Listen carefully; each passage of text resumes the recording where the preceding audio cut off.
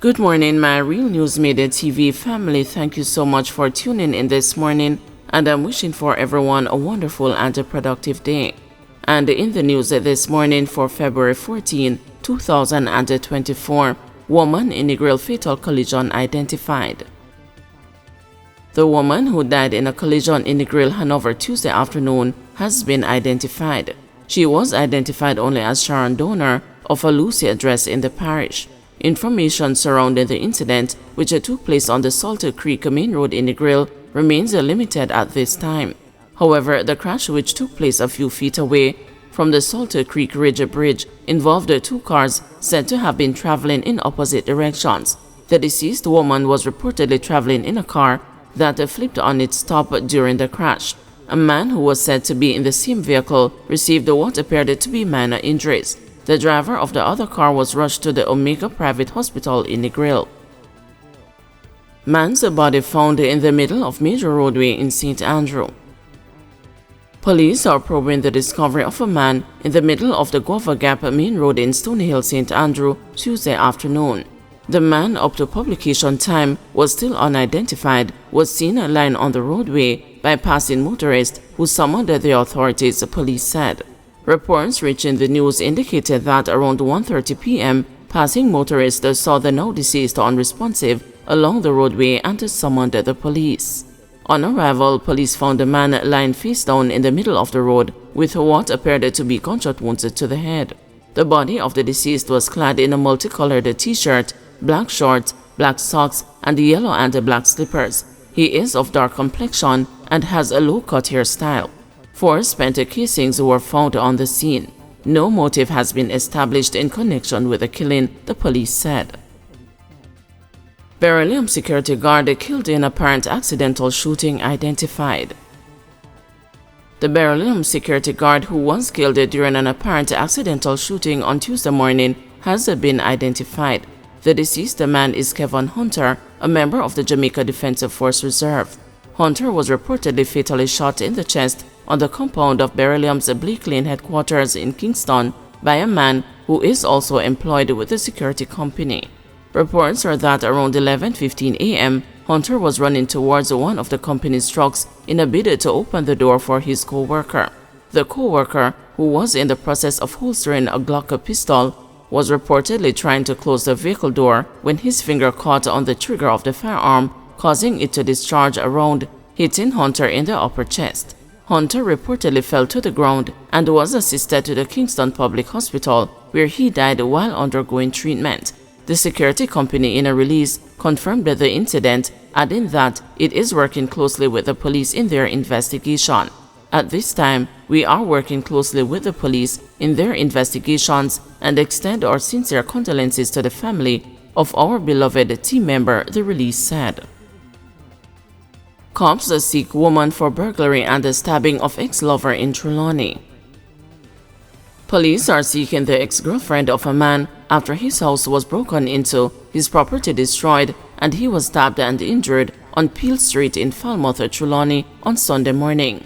The 25-year-old man, a construction worker, has since been hospitalized in serious condition. Reports are that around 11 p.m., the man securely locked his dwelling and retired to bed. He was awakened about 3 a.m. by a loud knocking on his window and the door. The man checked and saw his ex-girlfriend. She reportedly kicked his door open, entered with a pair of scissors, and stabbed him in the left side of his chest and right palm. The suspect then made her escape on foot in the area. The now injured man was assisted to the hospital. The damage to the window and the door is estimated at $16,000, the police said. Persons of interest and the cops trade bullets in St. James. A man who is a person of interest in a shooting case is now being sought for a similar incident after he reportedly opened fire on 2 policemen Monday night. The man, identified by police as Nicholas Palmer, otherwise called the Budman, is accused of firing several shots at the lawmen when they accosted him on Marl Road in Anchovy, St. James. Information reaching the news indicated that around 8:45 p.m., 2 policemen were on surveillance duty on the Marl Road main road in an unmarked service vehicle.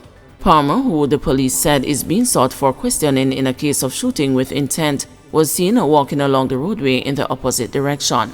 Upon seeing Palmer, the cops immediately stopped the vehicle, alighted and shouted, "Police, don't move." Palmer, the police alleged, pulled a firearm from his waistband and opened gunfire at the lawman, who took cover and returned the fire in his direction. Palmer then made his escape in the area. It is not known if he was hit, but no member of the police party was injured. Nothing of evidential value was recovered from the scene, the police said. FSC investigating Warner Media Ponzi. The Financial Services Commission says it has launched an investigation into the Warner Media Ponzi scheme, in which thousands of Jamaicans have reportedly lost billions.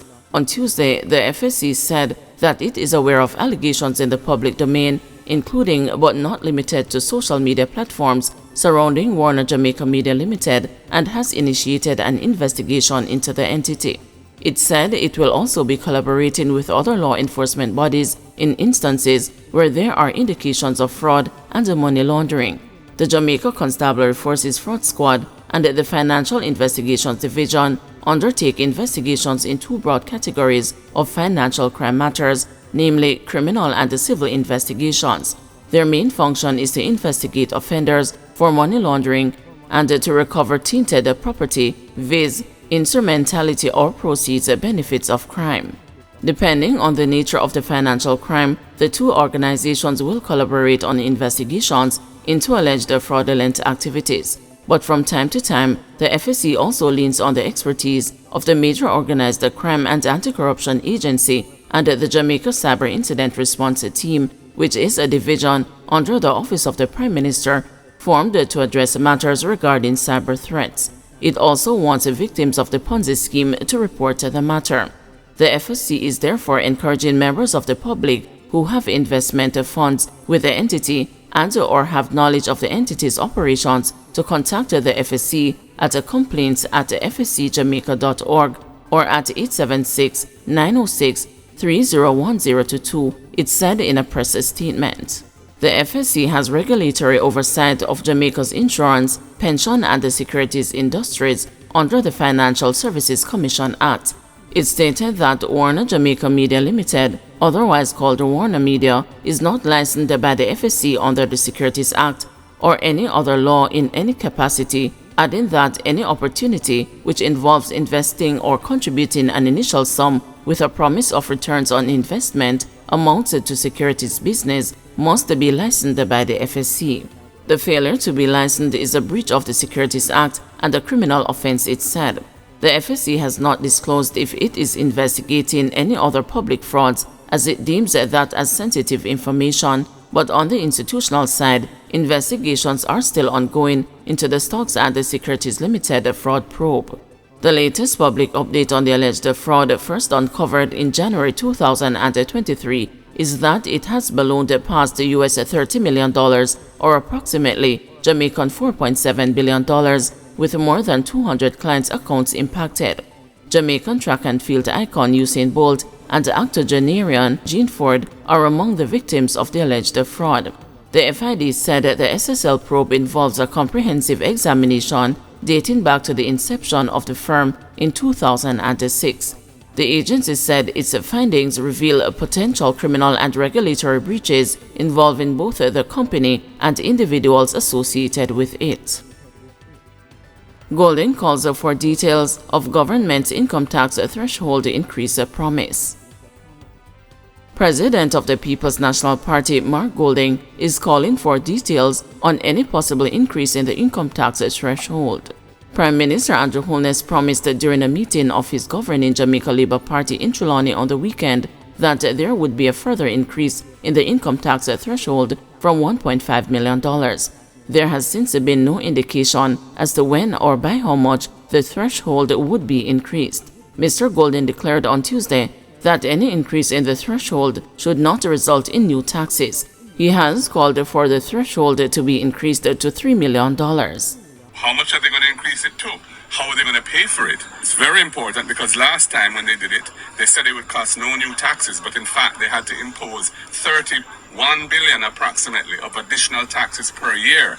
And they did so through indirect taxes on the backs of the people to pay for it. And By 2019, poverty had increased from 11 to over 16%, and inequality, as measured by the Gini coefficient, had also worsened in Jamaica. So we would like to hear how they plan to pay for it.